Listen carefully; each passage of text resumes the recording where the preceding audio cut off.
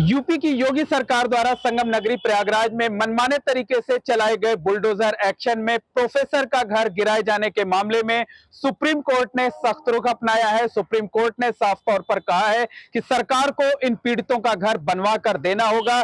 पीड़ित प्रोफेसर का नाम प्रोफेसर डॉक्टर अली अहमद फातमी है। वो इलाहाबाद सेंट्रल यूनिवर्सिटी में हेड ऑफ डिपार्टमेंट थे।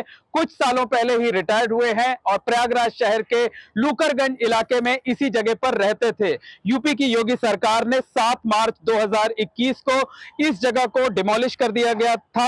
यहां पर कई मकान बनाए गए थे, इस पर बुलडोजर चलाए गए थे और बुलडोजर चलाने से कुछ घंटे पहले ही इन जगहों पर नोटिस चस्पा किया गया था और उसके बाद घर को गिरा दिया गया था। आरोप यह लगाया गया था कि ये जो मकान है उस पर माफिया अतीक अहमद की बेनामी संपत्ति है और माफिया अतीक अहमद से जुड़ाव होने की वजह से ही यहां पर बुलडोजर चलाया गया था। हालांकि उस वक्त प्रोफेसर अली अहमद फातमी ने दलील दी थी कि उनका माफिया अतीक अहमद से कोई संबंध नहीं है। गलत तरीके से प्रशासन ने आकलन किया है। यह संपत्ति उनके परिवार को लीज पर मिली हुई थी। लीज को रिन्यूअल कराने के लिए, उसे फ्री होल्ड कराने के लिए भी पहले से आवेदन किया गया है, लेकिन उनकी कोई सुनवाई नहीं हुई। इसके बाद उन्होंने इलाहाबाद हाई कोर्ट में अर्जी दाखिल की थी। इलाहाबाद हाई कोर्ट से उन्हें राहत नहीं मिली। उसके बाद उन्होंने सुप्रीम कोर्ट का दरवाजा खटखटाया था। सुप्रीम कोर्ट में काफी दिनों तक इस मामले में सुनवाई हुई और आज इस मामले में सुप्रीम कोर्ट ने अपना आदेश पारित किया है। सुप्रीम कोर्ट ने कहा है कि प्रोफेसर का घर मनमाने तरीके से गिराया गया, उनका पक्ष सुना नहीं गया। जब डिमोलिशन किया गया उससे कुछ घंटे पहले ही वहां पर नोटिस चस्पा किया गया और उसके बाद मनमाने तरीके से घर को गिरा दिया गया। बहरहाल प्रोफेसर अली अहमद फातमी समेत जो अन्य पीड़ित थे उन्होंने सुप्रीम कोर्ट के फैसले का स्वागत किया है और कहा है कि घर भले ही उनको मिल जाए लेकिन इंसाफ मिल जाने से उन्हें ज्यादा खुशी हो रही है। इस पूरे मामले में बता दें कि यूपी की योगी सरकार ने जो भी बुलडोजर एक्शन किए, सबसे ज्यादा बुलडोजर एक्शन संगम नगरी प्रयागराज में हुए थे।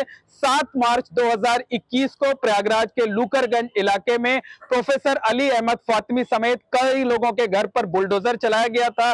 कहा यह गया था कि यह जो जमीन है माफिया अतीक अहमद की बेनामी संपत्ति है, माफिया अतीक अहमद से इन लोगों का जुड़ाव है। इसी आधार पर बुलडोजर की कार्रवाई की गई थी।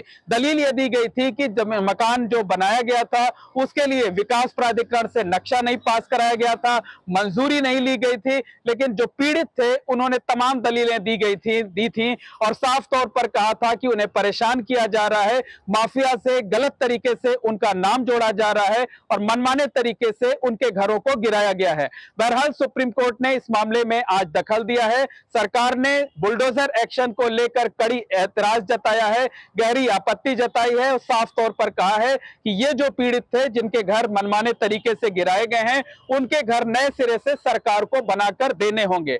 कहा जा सकता है कि ये जो बुलडोजर एक्शन उत्तर प्रदेश में चल रहा है उसको लेकर सुप्रीम कोर्ट ने पहले भी आदेश दिया था और आज जो आदेश दिया है उसका जो इंपैक्ट है, जो असर है, तमाम दूसरे मामलों पर भी पड़ना तय है।